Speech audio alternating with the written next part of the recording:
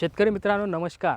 सर्व शेतकऱ्यांचं आपल्या पाटील बायोटेक चॅनलमध्ये स्वागत करतो. शेतकरी मित्रांनो, आपल्या टरबूज पिकामध्ये बऱ्याच शेतकऱ्यांना ज्या वेळेस आपलं टरबूज पीक हे 60 ते 65 दिवसाचं असतं आणि त्यावेळेस सगळ्यात जास्त प्रॉब्लेम जो आहे तर तो म्हणजे विल्टिंगची समस्या आपल्या शेतकऱ्यांना बघायला मिळते.